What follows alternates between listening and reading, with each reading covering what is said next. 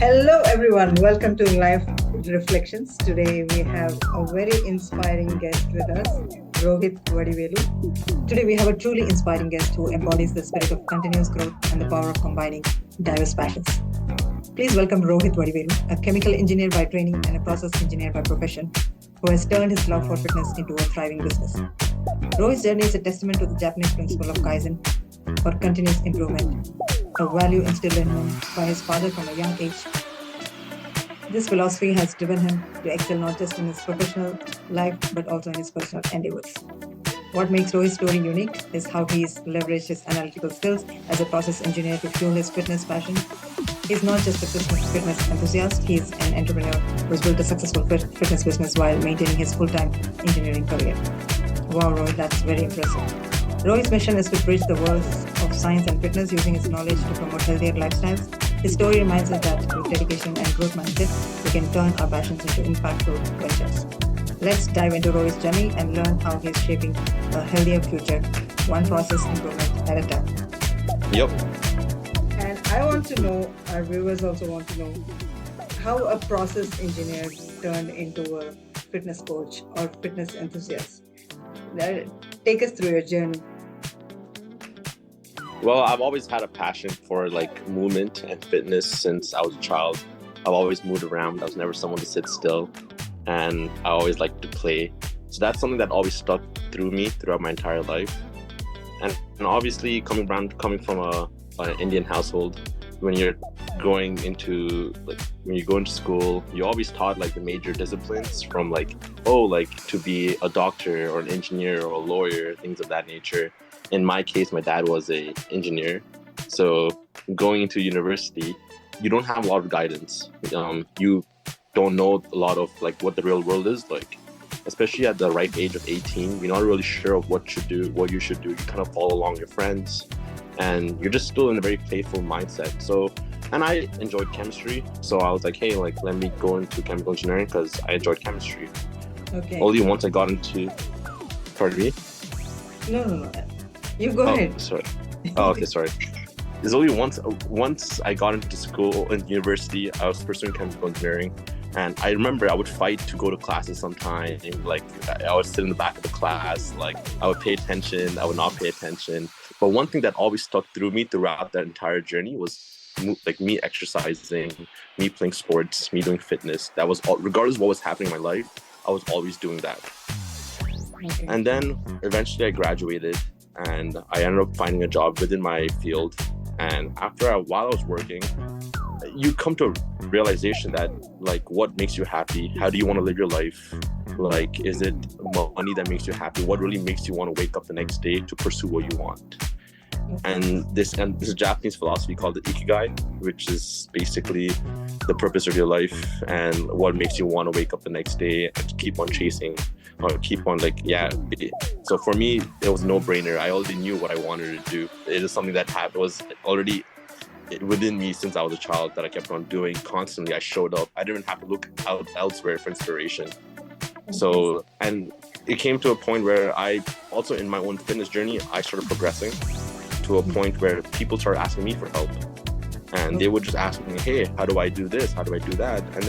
And I, once again, I never thought of this as a business. I just thought, okay, people help me. So it's my way of I can help them, just passing along the knowledge. But then you also realize as you get older, you can also monetize this, because why not make money out of this? So you can live a life of fulfillment instead of you working for somebody. I mean, there's nothing wrong with that, but it was something I always debated. And I still work as a process engineer currently as well. It's just me working as this coach eventually make, I would say, my main job. But yeah, that's how it all turned out. That's awesome. So Rohit, as a process engineer, you use methods to optimize systems, right? Yeah. So how has that mindset influenced your approach to personal fitness and the way you help your clients achieve their goals? The funny part is, I think we all are an engineer in our own way. What is engineering? If you always ask me, it's about optimization, how you troubleshooting. And regardless of what profession you are, you always troubleshoot, including your own daily life, your daily habits, your daily routine. You're always troubleshooting. Okay, if I wake up at this time, I have breakfast at this time, so I can do my first task of the day. Then I can do lunch. Then I can do this, and keep on things like that. And in my field, so I work as a process engineer. I work in the gelatin manufacturing field. We make gelatin, and my job is just to optimize the process. So it's like we have the raw ingredient, which is pig skin, and we go through a series of processes from like acid treatment and things like that, extraction, and it's just like, once again, you break, and now you have numbers. So you record data, and based on certain data, and if the data isn't within certain parameters, you have bad quality or you have bad gelatin that's being produced. So now you just apply that same kind of concept with essentially fitness or anything, actually, where you record data. So you record data as in like, okay, this is your current weight, this is like the size of your certain, like your biceps, your chest, and everything like that. And now you implement certain exercises, and now after, say, tracking it for 1 week, then you reevaluate, how are you feeling? Has anything changed? And then you keep on doing that on a consistent basis, on a week-to-week basis, and then a month-to-month basis, and you eventually will see change. It's like you will guarantee to be seeing change, because you will troubleshoot.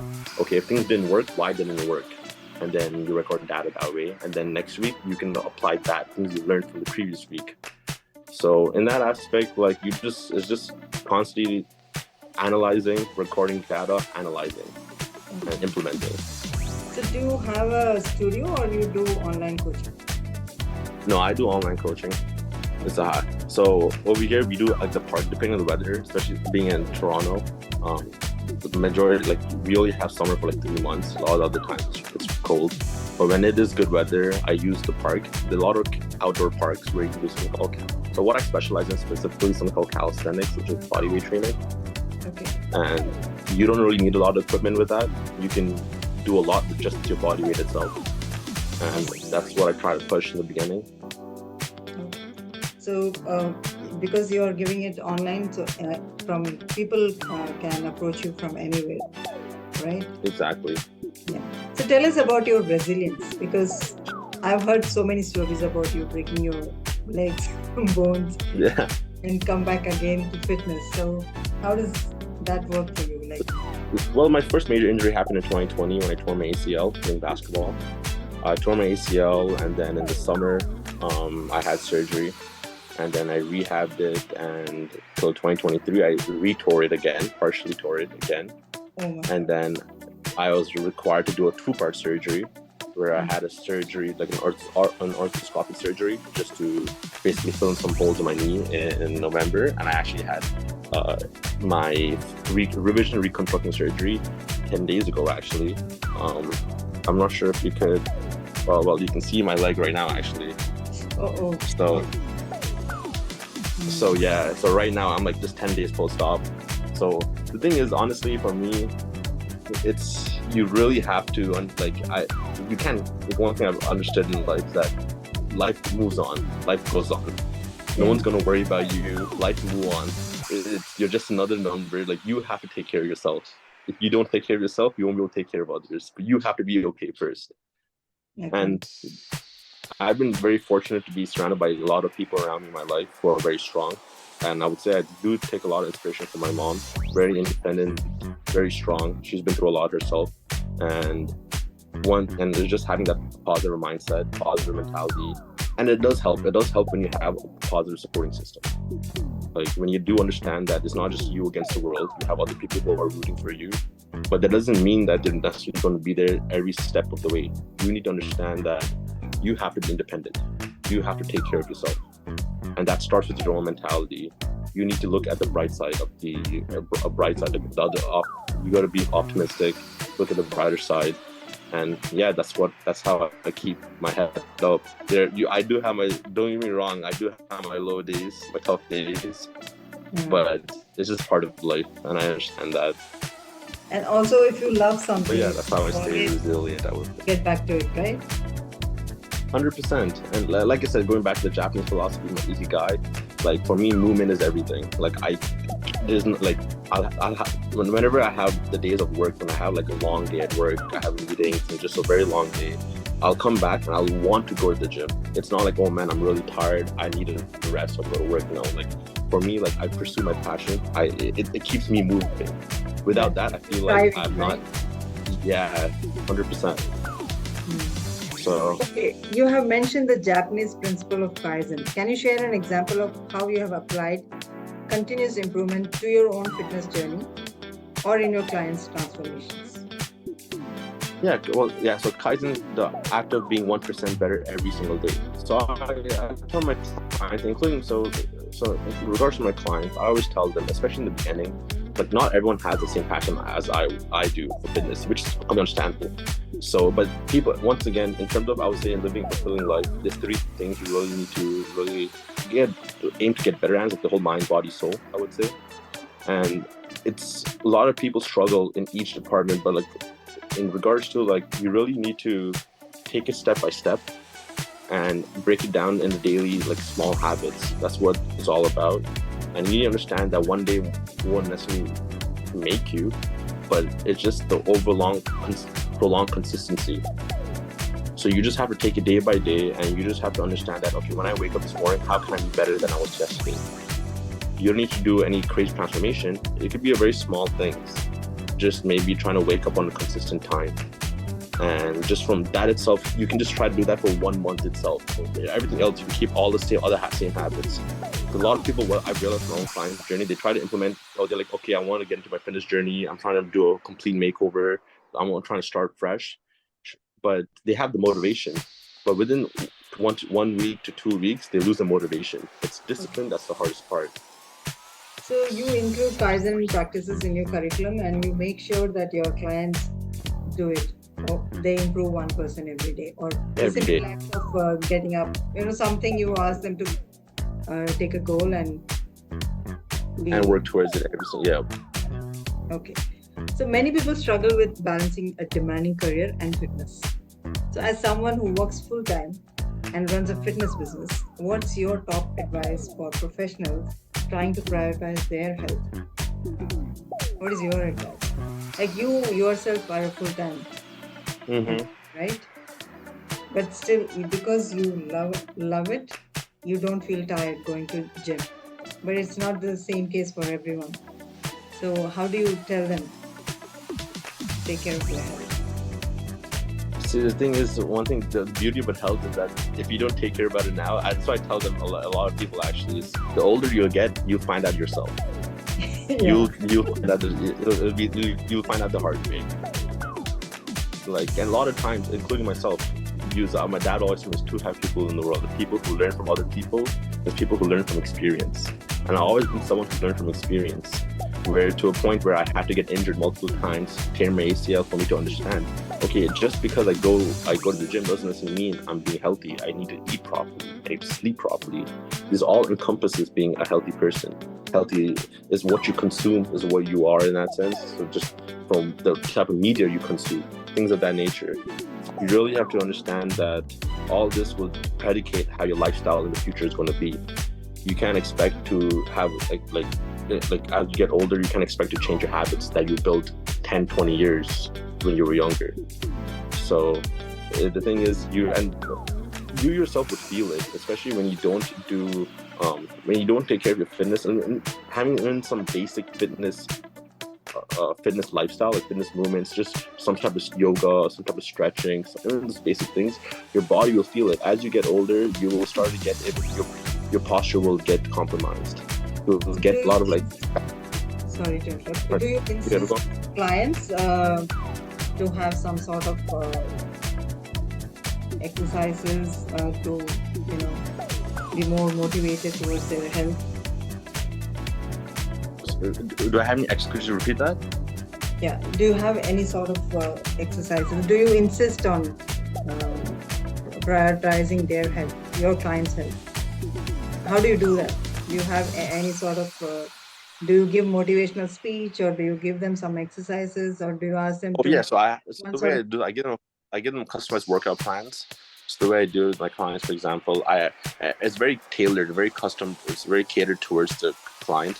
I first ask them about what their goals are, or what they're trying to do, and even say the goal is for just to improve their basic fitness.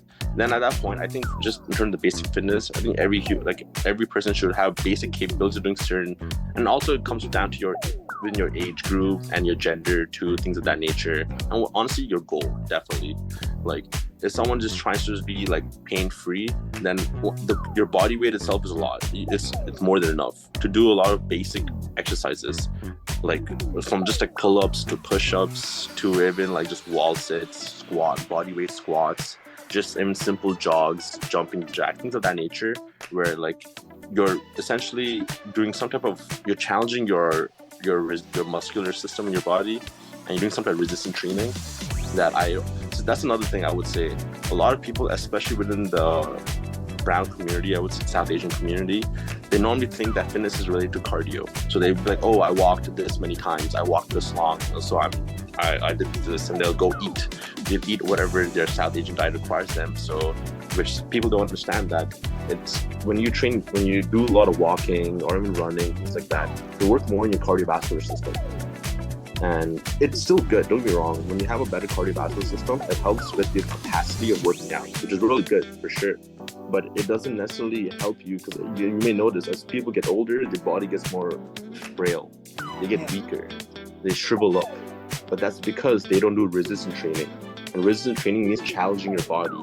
So things like, like having weights, things like that. And no one needs to go too heavy. Just, once again, 1% every day. 1%. So you can start every day. You can start as low as 5 pounds to whatever the next exercise is.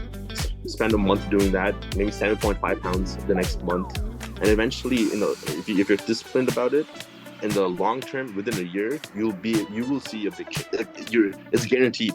It's impossible not to see a change. Yeah.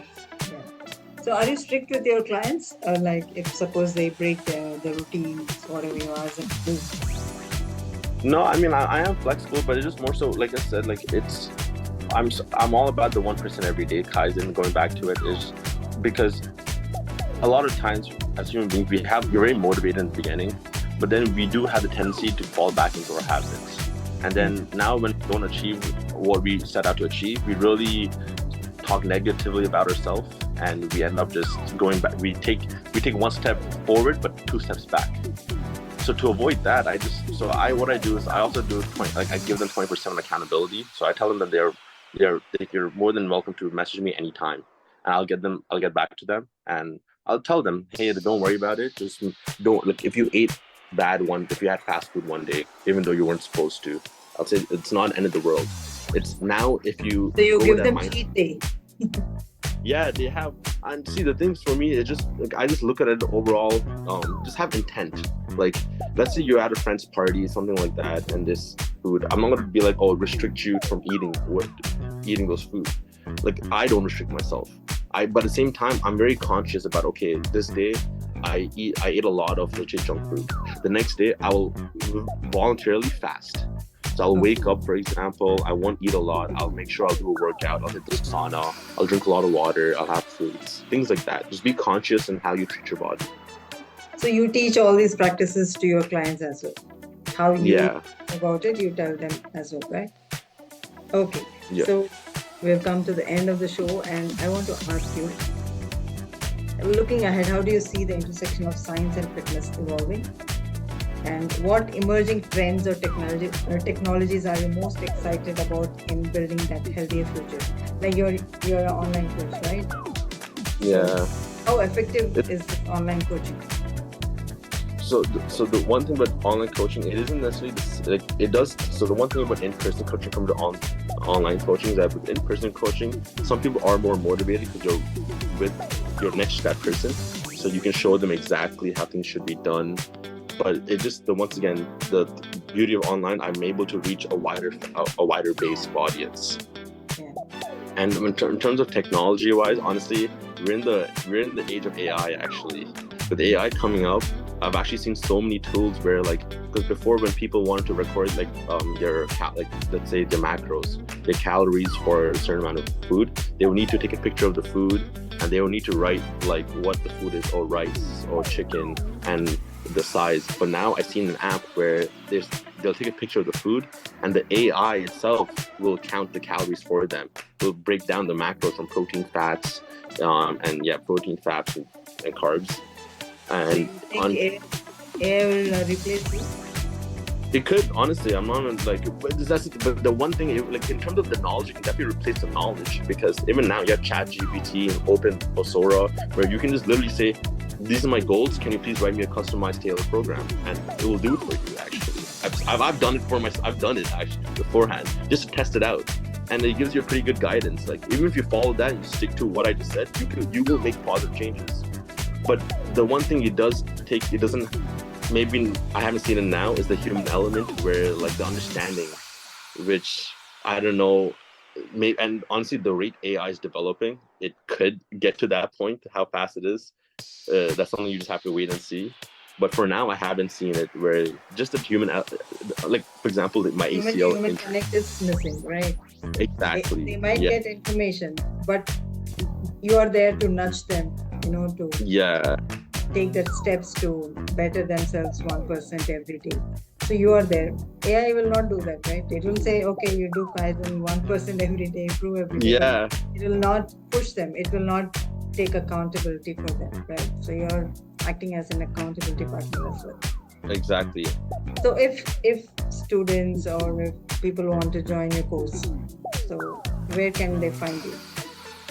You go to my Instagram, it's Rogith 23, and it's just my link in my bio. You can click the link in my bio, and you can book an appointment with me. And from there, you can just have a conversation, and we can talk more in details about how I can help you. And then if I can't, maybe I can point you to someone or something that can help you, and we can go from there. So the best way is through my link in my bio. Instagram, right? So they can my Instagram. Exactly.